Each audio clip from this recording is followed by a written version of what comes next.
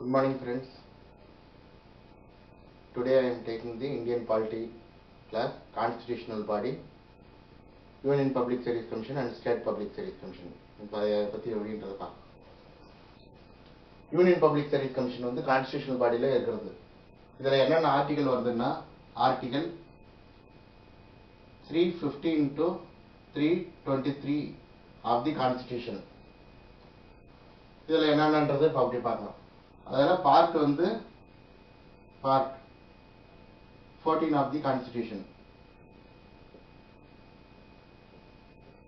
இது வந்து எக்ஸாம்ல கேட்கக்கூடிய கொஸ்டினா இருக்கும். பார்ட் வந்து எத்தனாவது part UPSC state public service கமிஷனுக்கு அதே தான்.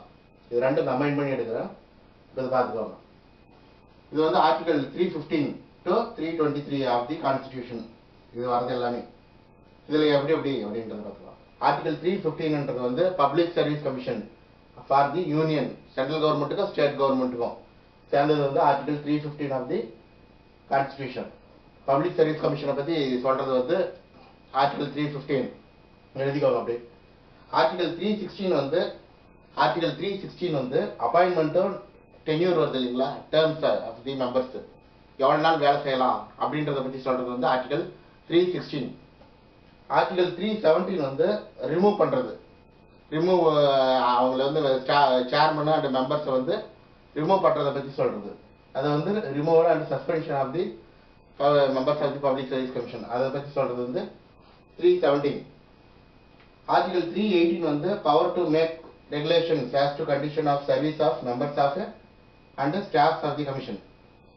சில கைட்லைன்ஸ் வந்து ஃபாலோ பண்ணுவாங்க மெம்பர்ஸ் போடும்போது. பவர் டு மேக் ரெகுலேஷன்ஸ் சர்வீஸ்ல வந்து ரெகுலேஷன்ஸ் வந்து ஃபாலோ பண்ணுவாங்க, சில ரெகுலேஷன்ஸ் ஃபாலோ பண்றது அதை பத்தி சொல்றது 318.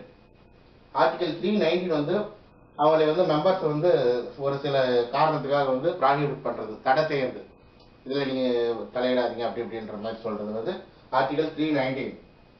ஆர்டிகல் 320 வந்து ஃபங்க்ஷன்ஸ், பப்ளிக் சர்வீஸ் கமிஷன் வந்து எப்படி நடத்தலாம் அப்படின்றது சில ஃபங்க்ஷன்ஸ் வந்து சொல்லுவாங்க. அதை பத்தி சொல்றது வந்து ஆர்டிகல் 320.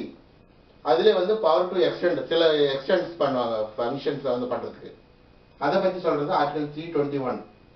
ஆர்டிகல் 322 வந்து எக்ஸ்பென்சஸ், எக்ஸாம் யூபிஎஸ்சி வந்து சேர்மன் மெம்பர்ஸுங்களுக்கு வந்து சம்பளம் கொடுக்கறது, சேலரி அலவன்சஸ் இதெல்லாம் வந்து எக்ஸ்பென்சஸ் சொல்லுவாங்க, சேலரி அது வந்து சொல்றதை பத்தி சொல்றது வந்து ஆர்டிகல் 322. ஆர்டிகல் 323 வந்து ரிப்போர்ட் சப்மிட் பண்ணுவாங்க பப்ளிக் சர்வீஸ் கமிஷன். யூபிஎஸ்சி வந்து சப்மிட் பண்றது வந்து பார்லிமெண்ட்ல சப்மிட் பண்ணுவாங்க, அதை பத்தி சொல்றது ஆர்டிகல் 323. இந்த 9 ஆர்டிகல் தான் வந்து UPSC state public service commission ரெண்டுக்கு காமன் தான் ஆர்டிகல். இது அப்படியே எழுதிக்கோங்க. பிடிஎஃப் இருக்குது, லட்சுமிகாந்த் புக் ஏதாவது. ஆர்டிகல் 315 வந்து public service commission for the union and states. 16 வந்து டேர்ம்ஸ் அப்பாயின்மெண்ட் பண்றதும் டேர்ம் ஆஃப் மெம்பர்ஸ் எவ்வளவு நாள் வேலை செய்யலாம்ன்றது. ரிமூவ் பண்றது ஆர்டிகல் 317. ஆர்டிகல் 318 வந்து power to make regulations. Article 319 வந்து மெம்பர்ஸ் வந்து தடை செய்யறது. ஃபங்க்ஷனை பத்தி சொல்றது வந்து article 320. Power to extend function, அதை வந்து ஃபங்க்ஷன் எக்ஸ்டெண்ட் பண்றது 321. செலவினத்தை பத்தி சொல்றது வந்து ஆர்டிகல் 322. ஆர்டிகல் 323 வந்து ரிப்போர்ட் வந்து சப்மிட் பண்ணுவாங்க, அதை பத்தி சொல்றது ஆர்டிகல் 323. அதை அப்படியே நோட் பண்ணிக்கோங்க.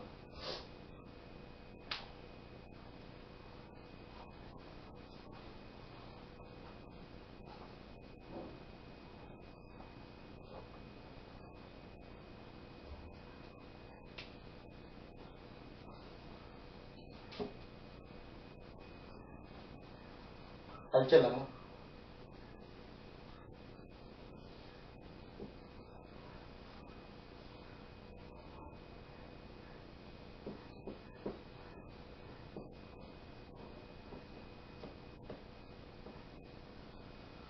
இப்போ யூனியன் பப்ளிக் சர்வீஸ் கமிஷன் வந்து சுதந்திரமான ஒரு அமைப்பு.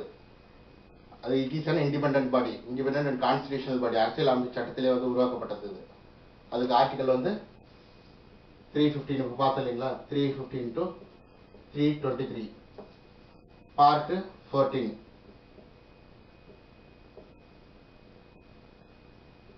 Part 14 of the Constitution.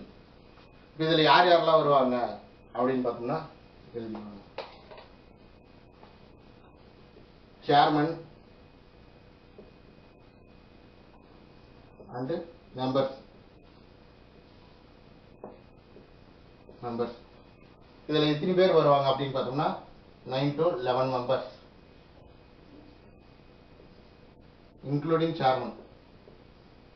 இவரோட சேர்ந்து 11 பேர் வருவாங்க மெம்பர்ஸ், சேர்மன் அண்ட் மெம்பர்ஸ். இதை வந்து கான்ஸ்டிடியூஷன்லேயே வந்து பண்ணிக்கிறாங்களா, டிட்டர்மைன் பண்ணிக்கிறாங்களா மெம்பர்ஸ் எத்தனை பேர் போடலாம்னா கான்ஸ்டிடியூஷனில் வந்து பண்ணல. பிரசிடென்ட் தான் வந்து இவ்வளோ பேர் ஸ்டாஃப் செலெக்ஷனில் போட்டுக்கலாம் மெம்பர்ஸா அப்படின்ட்டு பிரசிடென்ட் தான் சொல்லிக்கிறாங்க. நெக்ஸ்ட் அப்படியே இது நோட் பண்ணிக்கோங்க. Chairman members 9 to 11 members in the union public service commission.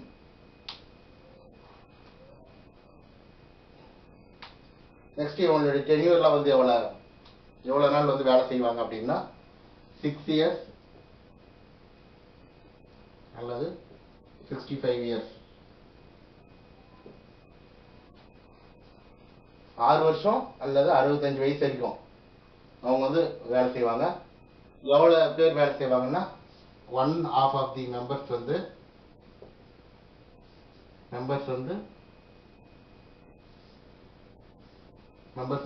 10 years government of India or state. 10 வருஷம் கவர்மெண்ட் ஆஃப் இந்தியாவில் இல்லைன்னா வந்து ஸ்டேட்ல வந்து 1/2 ஆஃப் தி மெம்பர்ஸ் வந்து வேலை செஞ்சுன்னு இருக்கணும். அவங்க தான் வந்து ஒன்றுல கால் பங்கு உறுப்பினர்கள் வந்து இதில் வந்து வேலை செஞ்சுன்னு இருக்கணும். மெம்பர்ஸ் வந்து இது தெரிஞ்சுவாங்க. சேர்மனும் மெம்பர்ஸ் 9 to 11 மெம்பர்ஸ் 6 years இல்லை 65 years வேலை செய்வாங்க. கால் பங்கு உறுப்பினர்கள் வந்து 10 வருஷத்துக்கு வேலை செஞ்சுருக்கணும். இது இல்லைன்னா கவர்மெண்ட் ஆஃப் இந்தியா இல்லைன்னா ஸ்டேட்ல எழுதிக்கோங்க.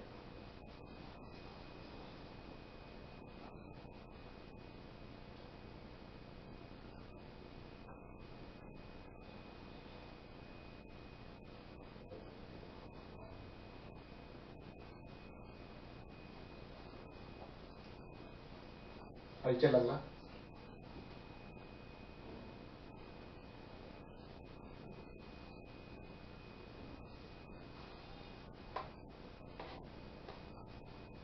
இந்த சேர்மன் வந்து யூபிஎஸ்சி சேர்மன் வந்து ரிசைன் பண்றாங்க அப்படின்னு சொன்னா அது வந்து லெட்டரை வந்து யார்கிட்ட கொடுக்கறது? சேர்மன் மெம்பர் ஆகிறாங்க யூபிஎஸ்சி மெம்பர் கிட்ட கொடுப்பாங்களா? மெம்பர் கிட்ட கொடுக்க மாட்டாங்க.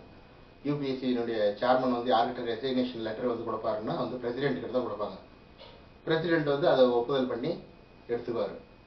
நெக்ஸ்ட் அடுத்தது வந்து கால். இப்போ சேர்மன் வந்து வேக்கண்ட் ஆகிட்டாங்க, சேர்மன் பிளேஸ் வந்து வேக்கண்ட் ஆயிடுச்சுன்னா நெக்ஸ்ட் வந்து அடுத்தது வந்து யாரை சேர்மனாக போடுவாங்கன்னா மெம்பர் ஆகிறாங்க இல்லைங்களா யூபிஎஸ்சியில், அந்த மெம்பரை வந்து சேர்மனாக போடுவாங்க.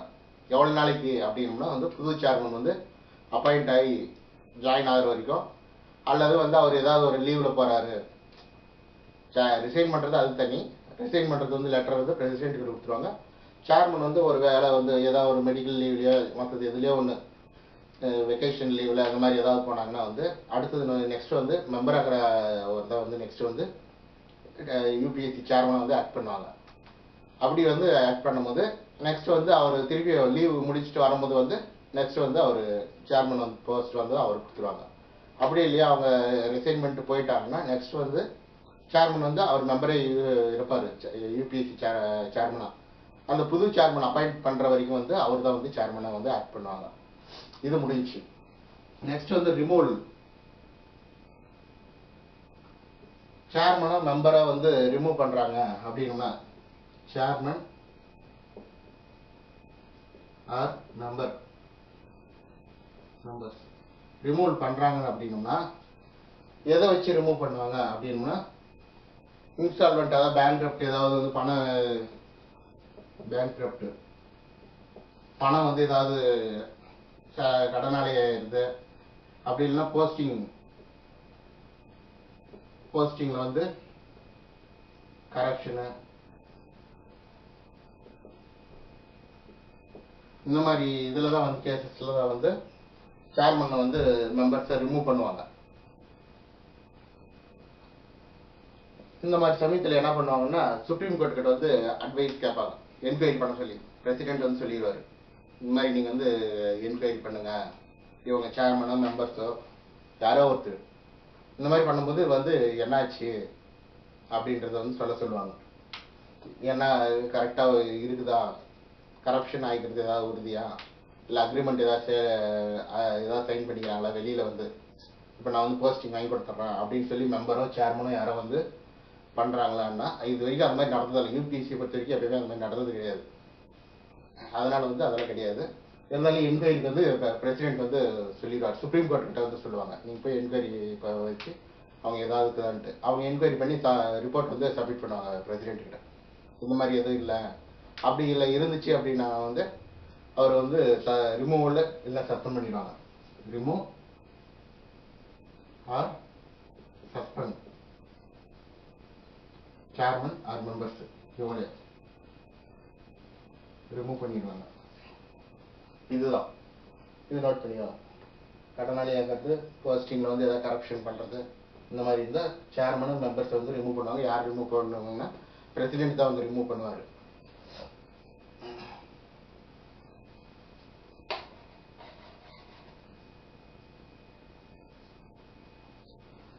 Next independence.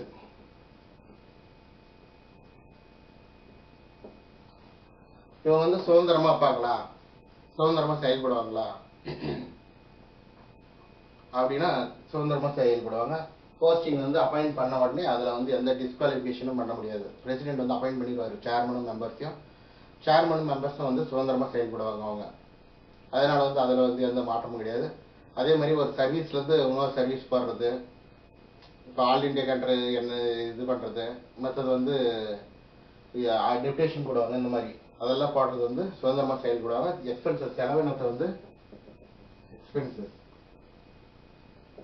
சேலரி, அலோவன்சஸ் இதெல்லாம் வந்து consolidated fund of India, consolidated fund of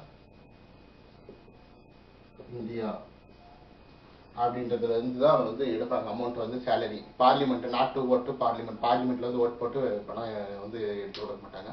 consolidated fund of இந்தியான்ட்டு இருக்குது, அதில் வந்து அந்த அமௌண்ட்லேருந்து சேலரி வந்து யூபிஎஸ்சி சேர்மனும் மெம்பர்ஸ் இதெல்லாம் வந்து எடுத்து கொடுத்துருவாங்க சேலரி. இதுதான். நெக்ஸ்ட் வந்து deputation. Deputation or transfer from one post to another. ஒரு போஸ்ட்ல இருந்து இன்னொரு போஸ்ட்டுக்கு வந்து டிரான்ஸ்ஃபர் பண்றது, இந்த மாதிரி எல்லாம் வந்து பண்றது வந்து சேர்மன் மெம்பர்ஸ் வந்து ஃபர்ஸ்ட் வந்து செலக்ட் பண்ணி கொடுத்துருவாங்க. அவங்க யூபிஎஸ்சி சேர்மன் மெம்பர்ஸ் வந்து பண்றதுலாம் வந்து டெப்டேஷன் போடுறது அவங்க தான் பண்ணுவாங்க. இவங்க வந்து கன்சல்ட் பண்ணுவாங்க ஏதாவது தெரியும், இதை நோட் பண்ணிக்குவாங்க. இண்டிபெண்டன்ஸாக செயல்படுவாங்க, சுதந்திரமாக செயல்படுவாங்க. இது சேலரியில் வந்து இது இருப்பாங்கன்னா செலவினங்கள்லாம் consolidated fund of India, deputation transfer from one post to another, இதெல்லாம் நோட் பண்ணிக்குவாங்க ஒரு டைம். அப்படி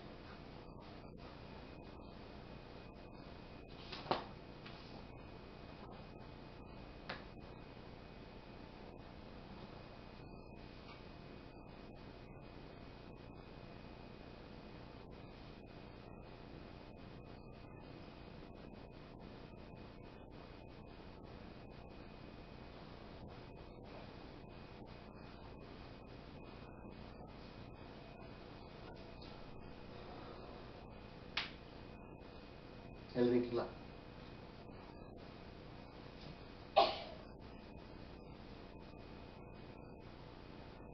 இந்த சேர்மன்கிறாங்க, சேர்மன் ஒன்ஸ் ஒரு டைம் வந்து அப்பாயிண்ட் பண்ணிட்டாங்க. இப்போ சேர்மனாக யூபிஎஸ்சியில் வந்து இருக்கிறாங்கன்னா நெக்ஸ்ட் இன்னொரு டைம் செகண்ட் டைம் வந்து சேர்மனை அப்பாயிண்ட் பண்ணுவாங்களான்னா அப்பாயிண்ட் பண்ண மாட்டாங்க. Not appoint, only one time, only one time chairman of UPSC. Chairman of UPSC ஒரே ஒரு டைம் தான் வந்து அப்பாயிண்ட் பண்ணுவாங்க, ரெண்டாவது டைம் வந்து கிடையாது. ஆனால் வந்து இது ஒரு டைம், ஒன்லி ஒன் டைம் தான் சேர்மனு, இது முடிஞ்சிச்சு. அது member of UPSC, member of UPSC member ஆகிறவங்க வந்து சேர்மன் ஆகலாம். Next chairman of UPSC. member of UPSC வந்து chairman of UPSC மாறலாம், ப்ரொமோஷன் ஆகி வரலாம். ஆனா வந்து திருப்பி வந்து இவங்க ரீஅப்பாயிண்ட் ஆக மாட்டாங்க. இப்போ chairman of UPSC ஆயிட்டாங்கன்னா chairman of UPSC and member of UPSC ஒரே ஆள் வந்து ரெண்டு டைம் முடிச்சிட்டாங்கன்னா செகண்ட் டேர்ம் வந்து கிடையாது. செகண்ட் டேர்ம் கிடையாது, அவ்வளோதான் முடிஞ்சு. சேர்மன் மெம்பரும் ஆகிட்டாங்க, சேர்மன் ஆகிட்டாங்கன்னா chairman and UPSC member of UPSC அப்படிச்சுன்னா செகண்ட் டேர்மில் கிடையாது. மெம்பர் ஆகிறவங்க சேர்மன் ஆகிக்கலாம், சேர்மன் ஆகிறவங்க அவ்வளோதான் முடிஞ்சு. திருப்பி எந்த ஃபர்தர் எந்த கவர்மெண்ட் இதுலேயும் வந்து அப்பாயிண்ட் ஆக மாட்டாங்க, அவ்வளோதான் முடிஞ்சு அவங்களுக்கு.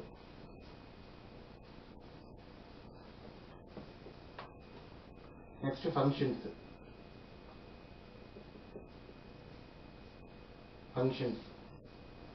இதை யாரெல்லாம் தேர்ந்தெடுப்பாங்க அப்படின்னம்னா, ஃபங்க்ஷன்ஸ் என்னென்னா யார் யாரெல்லாம் UPSCயில் வந்து செலக்ட் பண்ணுவாங்கன்னா, all India service officer IAS IPS, all India service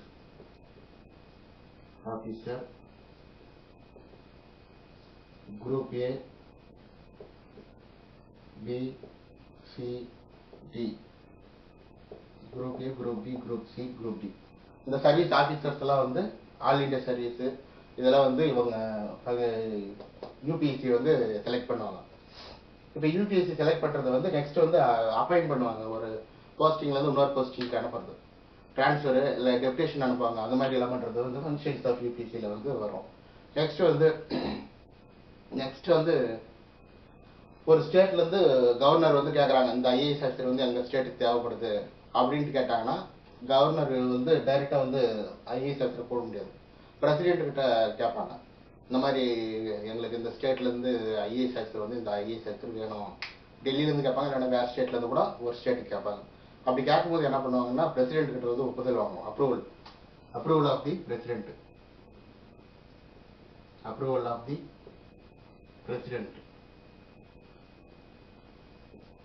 approval வாங்குவாங்க. அப்ரூவல் வாங்கினதுக்கு அப்புறம் வந்து அந்த IAS ஆஃபீஸர் வந்து அந்த ஸ்டேட்டுக்கு போட்டுக்கலாம்.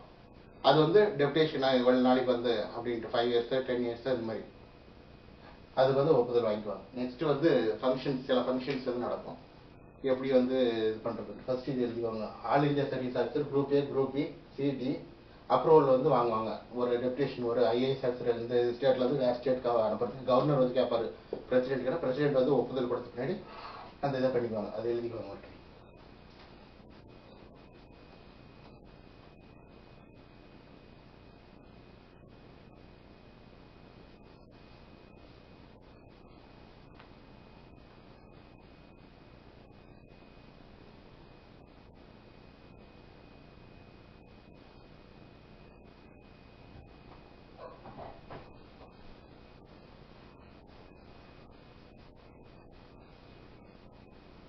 எழுதிக்கலாம்.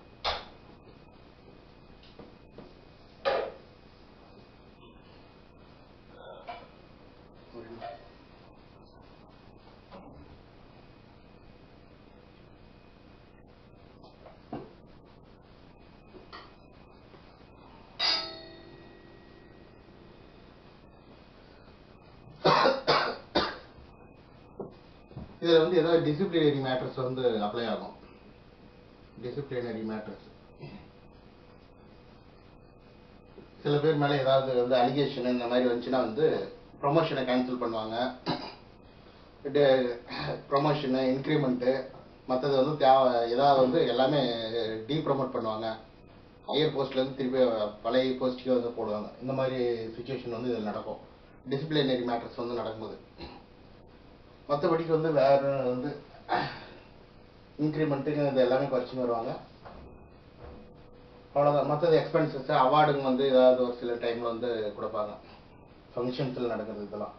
சுப்ரீம் கோர்ட்டு ஒரு சில கைட்லைன்ஸ் வந்து UPSC கிட்ட கேட்பாங்க, கவர்மெண்ட் வந்து அது சொல்லும் அது எப்படி என்னன்றதெல்லாம். அது நெக்ஸ்ட் வந்து லிமிடேஷன்ஸ் வந்து நடக்கும். பேக்வர்ட் கிளாஸு இந்த மாதிரி இருக்கிறவங்களுக்கு வந்து சில அதாவது வந்து ரிசர்வேஷன்ஸ் வந்து கொடுப்பாங்க, SC STகளுக்கு. இந்த மாதிரி வந்து நடக்கிறது ரெகுலரானது.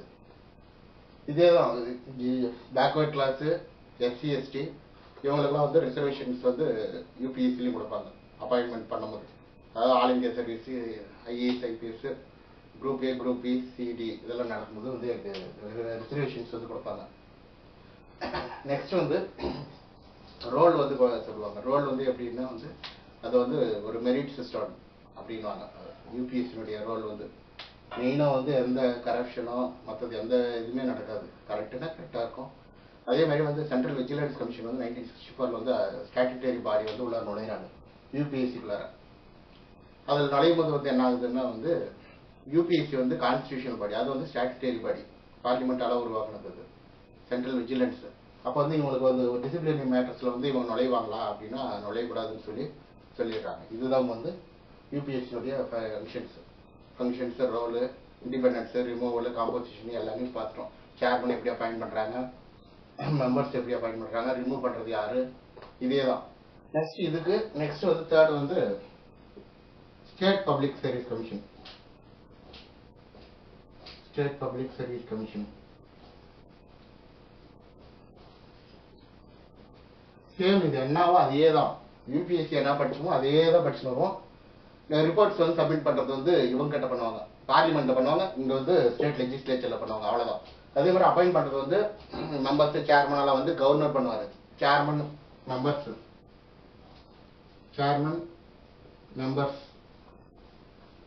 மெம்பர்ஸ் வந்து கவர்னர் அப்பாயிண்ட். ரிமூவ் வந்து யாருன்னா பிரசிடென்ட் தான் வந்து ரிமூவ் பண்ணுவாரு. பிரசிடென்ட். இதுல இது ஒண்ணு மட்டும், ஏஜ் பாத்தீங்கன்னா வந்து 62 இயர்ஸ், 6 இயர்ஸ். அதே இயர்ஸ் வந்து 6 இயர்ஸ் வேலை செய்யணும். அப்படி இல்லைன்னா வந்து 62 இயர்ஸ். மற்றது எல்லாமே ஒன்னே சேம். இது எழுதிவாங்க. சேர்மன் மெம்பர்ஸ் வந்து கவர்னர் அப்பாயிண்ட் பண்ணுவாங்க, ரிமூவ் பண்றது வந்து president. 62 years state public service, அதாவது டிஎன்பிசி சொல்லுவாங்க. நம்ம இப்போ எல்லா ஸ்டேட்லயும் இருக்கும். கேரளானா Kerala state public service commission, ஆந்திரானா Andhra Pradesh state public service commission, கர்நாடகானா Karnataka state public service commission. இந்த மாதிரி அதுல எல்லாமே சேர்மன் மெம்பர்ஸ் வருவாங்க. அதுலயும் 9 to 11 மெம்பர்ஸ் வருவாங்க. எல்லாமே சேமா வரும். Article 315 to 323 of the constitution எல்லாமே. மற்றது எல்லாமே ஃபங்க்ஷன்ஸ், ரோல், ரிமூவல் அப்படி எல்லாமே வந்துடும். ஆனா வந்து சேர்மனை வந்து ரிமூவ் பண்றது வந்து பிரசிடென்ட், அப்பாயிண்ட் பண்றது வந்து கவர்னர். அதாவது ஸ்டேட் கவர்னர் பண்ணிக்காங்க.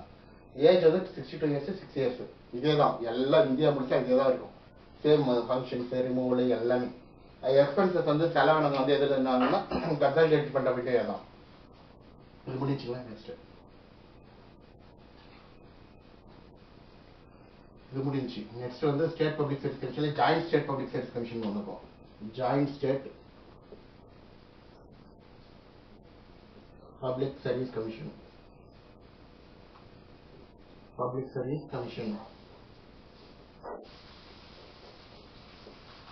இது வந்து பஞ்சாப்,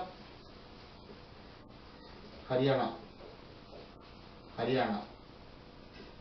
இந்த ரெண்டு ஸ்டேட்ல மட்டும் தான் joint state public service commission இருக்கு. கான்ஸ்டிடியூஷனல் பாடியில வந்து யூனியன் பப்ளிக் சர்வீஸ் கமிஷனும் ஸ்டேட் பப்ளிக் சர்வீஸ் கமிஷனும் வந்தது. ஆனா வந்து இதை வந்து என்ன பண்றாங்க, கான்ஸ்டிடியூஷன் இல்லாத பண்றாங்க, ஸ்டாட்யூட்டரியா கொண்டு வராங்க. இதுதான் வந்து இதுக்கு உள்ள டிஃபரெண்ட். இது வந்து 1966 வந்து 1966 கொண்டு வராங்க joint state public service commission. இதை வந்து யார் மெயின்டைன் பண்ணுவாங்க, அப்பாயின்மெண்ட், ரிமூவல் எல்லாமே வந்து பிரசிடென்ட் தான் பண்ணுவாரு. அதே மாதிரி யூனியன் டெரிட்டரிஸ் வருது இல்லைங்களா, டெல்லி அண்ட் புதுச்சேரி, பாண்டிச்சேரி, அந்த ரெண்டு ஸ்டேட்டுக்கும் வந்து அப்பாயிண்ட் பண்றது எல்லாமே வந்து state public service commission. Joint இவர் தான் பிரசிடென்ட் தான் வந்து அவர் chairman appoint, chairman and members appoint, removal வந்து president. Government of India act வந்து 1991 போடுவாங்க. கவர்மெண்ட் ஆஃப் இந்தியா ஆக்ட் 1919 வந்து செட் பண்ணுவாங்க. அப்போ வந்து என்ன ஆகும்,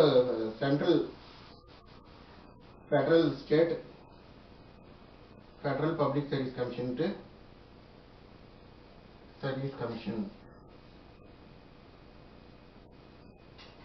செட் அப் இன் 1926. அதுல வந்து பண்ணுவாங்க. ஃபெடரல்னாலே ஒன்று யூபிஎஸ்சி, அது யூனியன் ஒன்று சென்ட்ரல் பப்ளிக் சர்வீஸ் கமிஷன் ஒன்று எல்லாமே ஒரே வார்த்தை தான். சென்ட்ரல் ஃபெடரல் யூனியன் எல்லாமே ஒன்று தான். 1926 அதாவது கவர்மெண்ட் ஆஃப் இந்தியா 1919 வந்து இதை பண்ணிடுறாங்க. 1926 வந்து federal union public service commission open பண்ணுறாங்க. Government of India act